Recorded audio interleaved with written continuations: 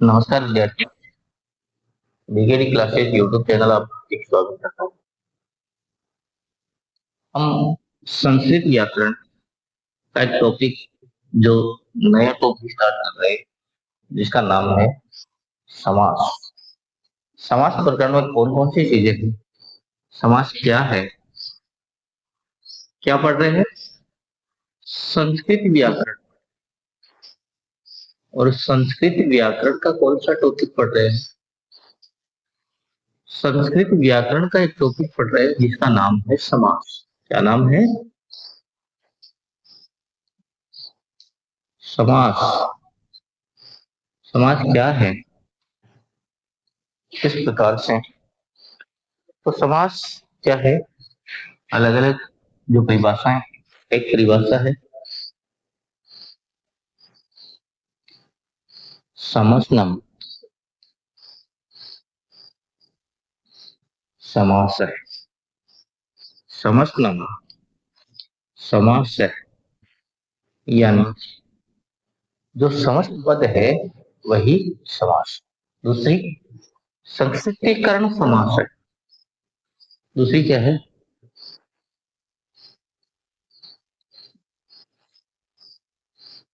संक्षिप्तीकरण।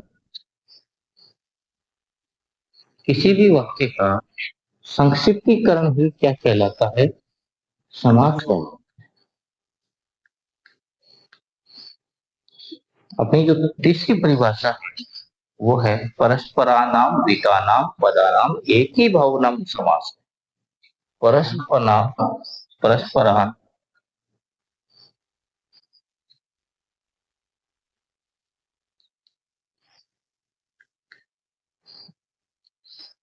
परस्परानाम, परस्परानाम विकानाम, परस्परान विकानाम पदानाम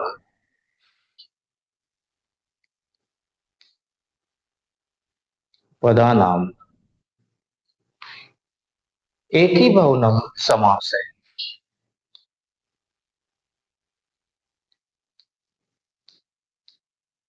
एक ही भावनाम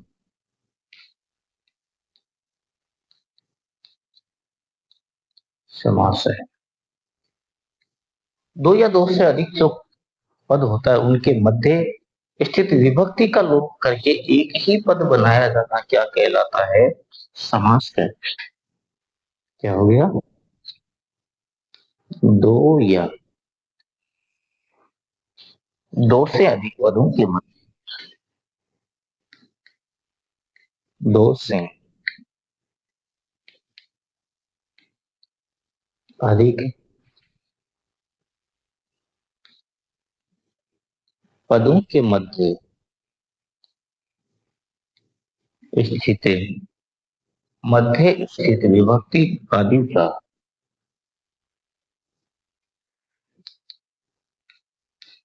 स्थित विभक्ति आदि का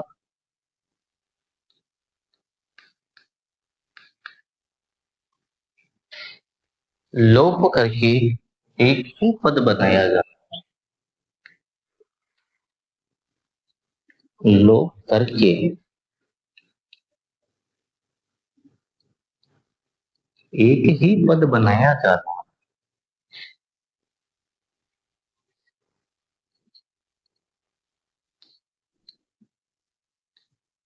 बनाए जाना ही समास। दो या दो से अधिक जो पद होते हैं उनके बीच की जो विभक्तियां है उसका लोप करके उसका एक ही पद बनाया जाना क्या कहलाता है? समास कहलाता है। दूसरी है विभक्तियों का लोप करके उनको संक्षिप्तीकरण किया जाता है, वो भी क्या है? समास। समास जो होता है इस कार्य में कुपद विधि का समास, समास कार्य में पदों के मध्य पदों के मध्य होता है, एक सिंगल के मध्य कभी नहीं, दो या दो से अधिक पद होने चाहिए, तो इसे पद विधि के नाम से भी जाना जाता है। समर्थ पद विधि होनी चाहिए। ऐसा नहीं कि समास जो है वो किसी भी कोई भी दो पद है उनके बीच में विभक्तियों का लोप करके समास कर लिया जाता है। उसमें समर्थ पद विधि होनी चाहिए, जो समास होने के योग्य हो, उसमें सारी गुण हो। वही उन्हीं पदों का क्या किया जाता है, उन्हीं पदों को लोप करके, उन्हीं पदों की विभक्तियों को लोप करके समास बनाया जाता है। समास जो समर्थ पद विधि है वो दो प्रकार, एक तो व्याप व्यापेक्षा भाव जो लक्षण है समर्थ है, और दूसरा एकार्थी। व्यापेक्षा भाव क्या है, वह समर्थ वाक्य का समर्थ है। यद्यपि पद समर्थ होते हैं लेकिन यह सभी पद अलग अलग अर्थ को बता रहे हैं। अतः इस प्रकार के समर्थ पद का में समास कार्य नहीं हो जाता है। व्यापेक्षा भाव में कभी भी समास नहीं होता है। जबकि एकार्थी भाव जो दो या दो से अधिक पदों के मध्य होता है और उनके बीच में समर्थता बताने के योग्य एकार्थ पद बनाया जा सकता है, ऐसे शब्दों को, ऐसे पदों को एकार्थी भाव कहते हैं। और यही लक्षण समास बनाने के लिए, समास करने के लिए, जैसे राग्य पुरुष, इन पदों में एक ही अर्थ निर्दिष्ट होता है, अतः दोनों पदों के बीच समास का कार्य होता है। समास जो है वो अलग अलग प्रकार से, समास का जो विग्रह होता है, समास किसे किस प्रकार से समस्त पद दो या दो से अधिक पदों पदों के मध्य स्थित है, विभक्ति आदि का लोप करके एक ही पद बनाया जाना क्या कहलाता है, समास कहलाता है। अब बात करते हैं विग्रह की। विग्रह क्या होता है? विग्रह होता है व्यर्थ, वृत्तार्थक बोधक वाक्य में विग्रह है। वृत्ति के अर्थ को बताने वाला वाक्य विग्रह कहते हैं। अब वृत्ति क्या है? देखो इनका अलग अलग प्रकार के पद है। सबसे पहले वृत्ति की बात करते हैं। नंबर एक, वृत्ति क्या है? वृत्ति जो है वो क्या होती है? प्रार्थ अभिधानम वृत्ति। प्रार्थ प्रार्थ अभिधानम वृत्ति। प्रार्थ अभिधानम वृत्ति, ये वृत्ति है। किसकी? वृत्ति। वृत्ति क्या है? वृत्ति पद अपने अर्थ को पूर्णतः या अंशतः छोड़कर यदि दूसरा कथन कहे उसे वृत्ति कहते हैं। प्रार्थ अभिधानम वृत्ति यानी क्या? पद अपने अर्थ को छोड़कर, अर्थ को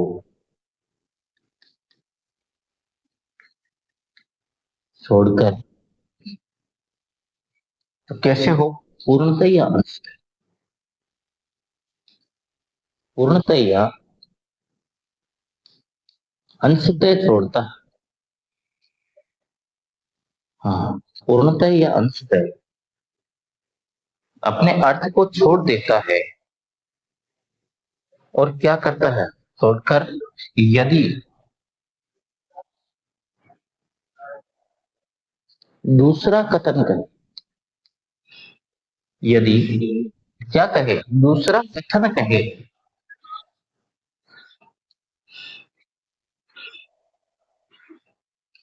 कथन कहे तो उसे वृत्ति कहता है। तो उसे वृत्ति कहा जाता है।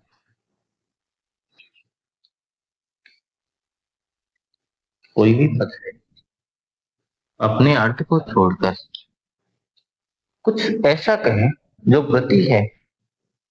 अब ये वृत्ति पांच प्रकार से होती है। कैसे? कृत, तद्धित, समास, एक शेष और सनाध्यर्थ धातु। वृत्ति के पांच में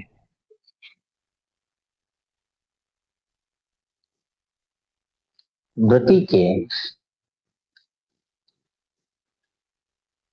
पांच भेद है। कौन कौन से हैं? पहला जो भेद है वो है कृत। नंबर एक कृत है। नंबर दो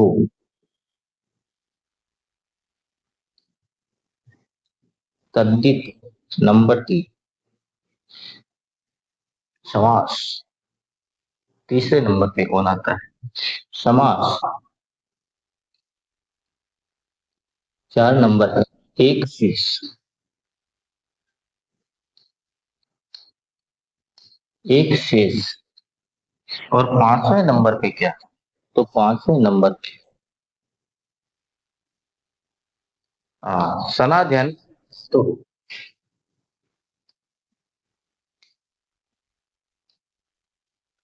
सनाध्यन धातु हो। सनाध्यन धातु रूप ये पांच प्रकार की वृत्ति होती है। इन पांचों वृत्तियों में क्या क्या होता है? सबसे पहले बात करते हैं एक बार समास। समसम समास है, संक्षेपीकरण समास है, और परस्परार्थ वेदानाम पदानाम एक ही भावना तत् समास। दो या दो से अधिक पदों के मध्य स्थित विभक्ति आदि का लोप करके एक ही पद बनाया जाना क्या कहलाता है? समास का। वृत्ति क्या है? प्रार्थ अभिधानम गति। पद अपने अर्थ को छोड़कर पूर्णतः या अंशतः हो सकता है। यदि दूसरा कथन कहे तो उसे वृत्ति कहा जाता है। वृत्ति के पांच भेद है कृत, तद्धित, समास, एक शेष और सनातन धातु। ये बात हो गई वृत्तियों की। अब आगे देखते हैं और क्या क्या होता है। अभी हम समास का परिचय पढ़ रहे हैं, और समास के परिचय में कौन कौन सी और जो बातें होती हैं जिनके बारे में चर्चा करेंगे। उसके बाद में हम पढ़ने वाले हैं समास कितने प्रकार के होते हैं, कौन कौन से होते हैं, वो तो आगे की बात है। पहले समास का परिचय तो एक बार देख लो इनको। अब बात करते हैं आगे क्या होता है। अगर कोई स्क्रीनशॉट लेना चाहता है तो ले सकता है। हाँ।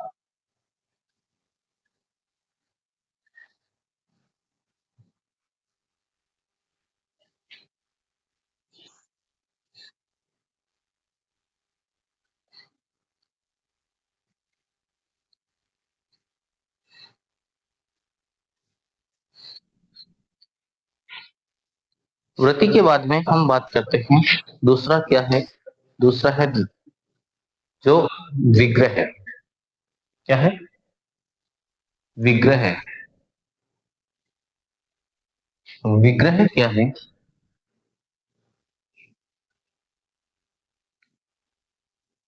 दूसरा कौन सा है? विग्रह। विग्रह क्या है उसके बारे में चर्चा करने वाले हैं। तो विग्रह क्या है? वृत्यार्थ। वृत्यार्थ। वृत्यार्थ बोधक। वृत्यार्थ बोधकम। वृत्यार्थ बोधकम वाक्यम विग्रह। वृत्यार्थ बोधकम वाक्यम विग्रह।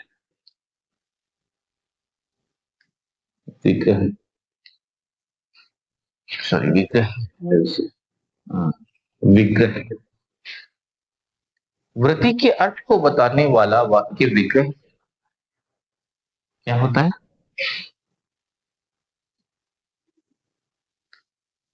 वृत्ति के अर्थ को बताने वाला वाक्य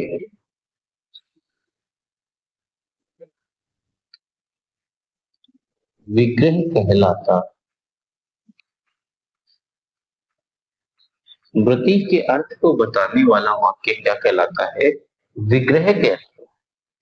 अब बात करते हैं विग्रह की। तो विग्रह दो प्रकार के होते हैं। तो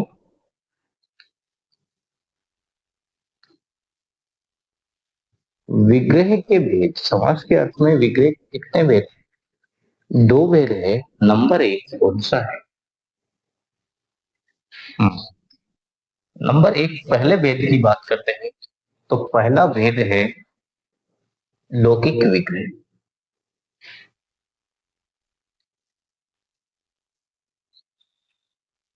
लौकिक विग्रह ये कौन सा विग्रह है? दूसरा है अलौकिक।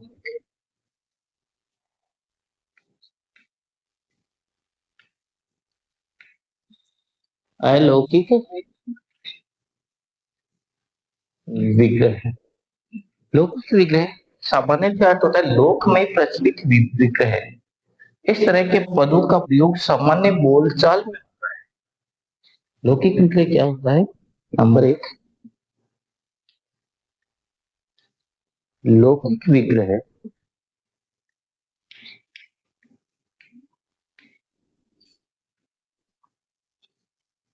तो लोक में प्रचलित विग्रह कहलाता है, जो लौकिक विग्रह है या इस तरह के पदों का प्रयोग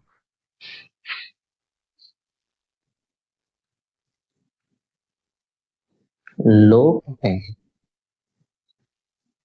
प्रचलित है।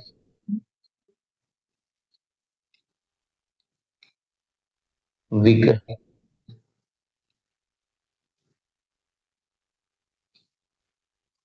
लोक में प्रचलित विग्रह क्या कहलाता है? लौकिक विग्रह कहलाता है। यानी अर्थात लिखते थे, थोड़ा समझ में आ जाए तो, अर्थात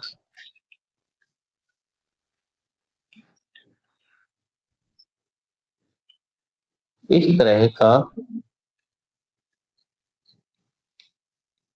विग्रह सामान्य बोलचाल में, विग्रह पदों का प्रयोग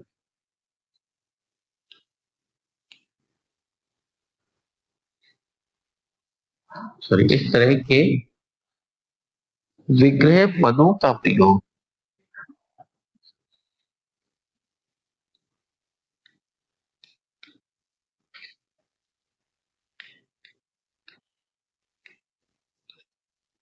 सामान्य बोलचाल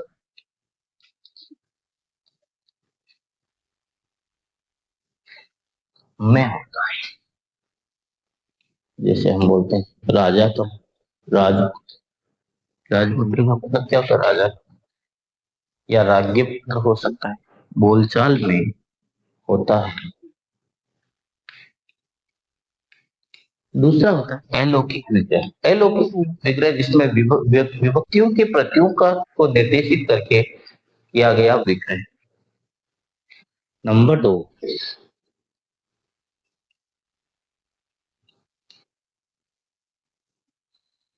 अलौकिक विग्रह। अलौकिक विग्रह क्या होता है? विभक्तियों के, हमने बात की थी विभक्तियों का लोप होता है।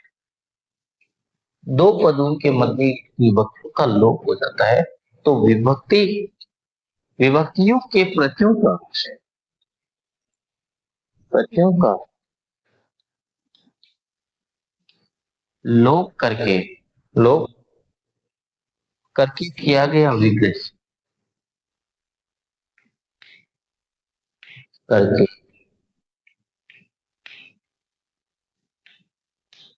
किया गया विग्रह क्या कहलाता है? अलौकिक विग्रह कहलाता है। अब लौकिक विग्रह और अलौकिक विग्रह की बात आ गई। ऐसे विग्रह को क्या सामान्य बोलचाल में उपयोग नहीं कर सकते? तो ये तो हो गया अलौकिक विग्रह। अब समास दो प्रकार के होते हैं। समस्त पद जो है, समास तो एक तो समस्त पद होता है और एक व्यस्त पद होता है। समस्त पद जिसमें विभक्तियों का लोप हो गया हो, और व्यस्त पद विग्रह के पद है। तो समास के भेद, हम बात करते हैं समास के, समास के प्रकार। अभी हम वहां पर नहीं पहुंचे जहां पे ही जा, समास के प्रकार। समास दो प्रकार का होता है। नंबर एक कौन सा? समस्त। और दूसरा कौन सा होता है? दूसरा होता है व्यस्त। समस्त क्या होता है? समास किया हुआ समस्त होता है। समास किया हुआ पद और व्यस्त क्या होता है? विग्रह किया हुआ या विग्रह के पद। विग्रह के पद क्या कहलाते हैं? व्यस्त कहलाते हैं। जबकि समस्त पद क्या होता है? समास किया हुआ पद कहलाता है समस्त। तो ये तो दो प्रकार के समास किए हुए पद को समस्त पद स्थित पदों में अर्थ की प्रधानता के आधार पर समास को 5 भागों में बांटा। वो हम बात कर रहे हैं अभी कि समास को कितने भागों में बांटा गया है। तो समाज को विग्रह किए गए पदों के आधार पे 5 भागों में बांटा गया। कितने भागों में बांटा गया? 5 भागों में। किसको बांटा गया है? समस्त की समस्त जो पद है, जो पद की प्रधानता के आधार पे समाज समाज को 5 भागों में बांटा गया। एक बार आप देख सारी चीजें कहाँ पे क्या है, किस प्रकार से है। लौकिक विग्रह कौन सा है, लौकिक विग्रह कौन सा है, विग्रह क्या होता है। तो ये विग्रह के समास के दो प्रकार है, समस्त पद और व्यस्त पद।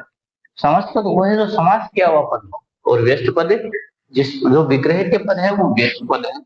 अब बात करते हैं हम इसकी प्रधानता के आधार पे, पद की प्रधानता के आधार पे समास के कितने भेद होते हैं, है ना। हाँ। पद की प्रधानता के आधार पर समास किए हुए पदों में समस्त स्थित पदों के आधार पे तो पद की, अब ये लिख सकते हैं, पद की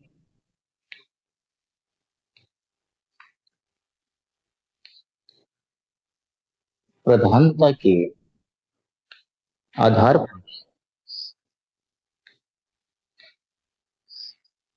आधार पर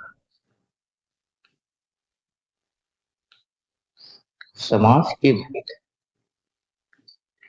पद की प्रधानता के आधार पे समास के भेद। तो विशेष संज्ञा विमुक्त जो पद है वो क्या कहलाता है? नंबर एक, हम बात करते हैं केवल समास की। ये कितने भाग है? 5 भागों में बांटा गया है। नंबर पहला है केवल समास। कौन सा? केवल समास। ये समास कौन सा है? ये समास है विशेष संज्ञा विमुक्त।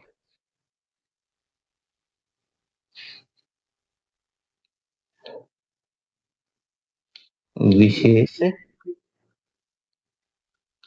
संज्ञा विशेष संज्ञा विनिर्मुक्त।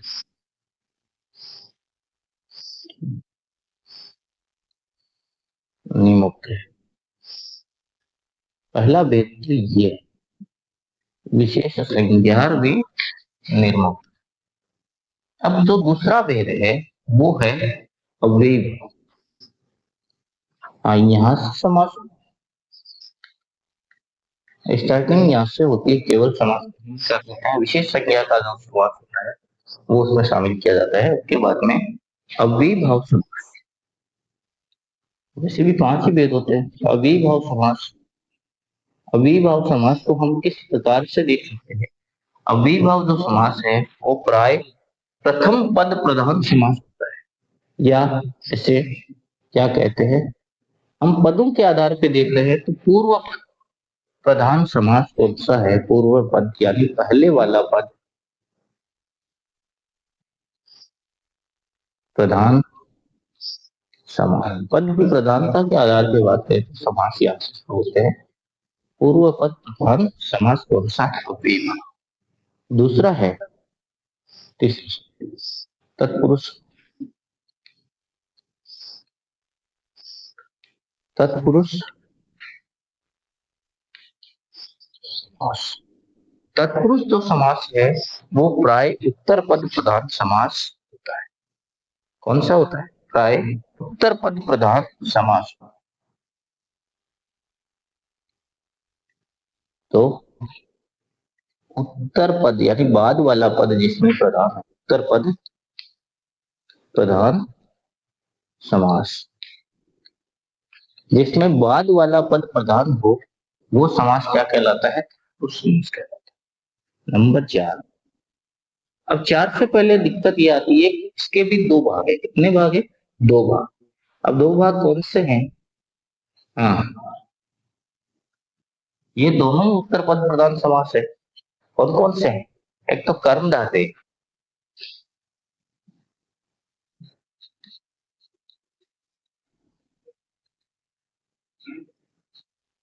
कर्मधारय समास।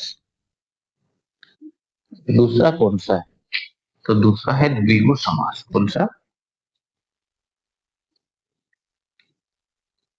द्विगु समास। अब ये जो दोनों समास है ये तत्पुरुष के भेद है, तो ये दोनों उत्तर पद प्रधान समास है, ये कहलाएंगे। उसके अलावा जो 4 नंबर पे आता है वो कौन सा है? 4 नंबर पे आने वाला है बहुब्रीहि समास। ये अन्य पद प्रधान समास होता है।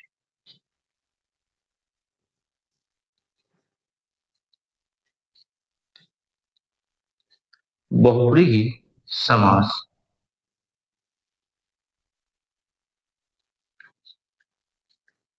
बहुब्रीहि समास ये क्या होता है?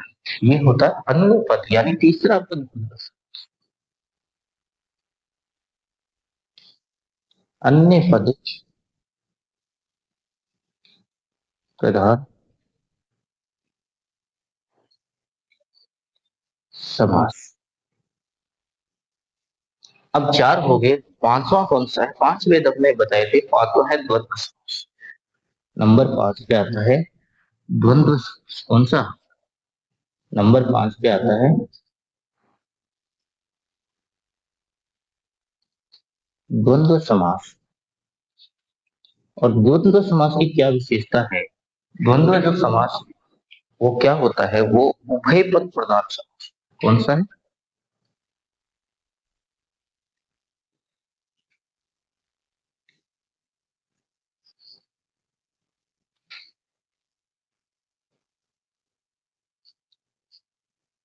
उभय पद प्रधान समास। ये कौन सा समास है? ये उभय पद प्रधान समास है।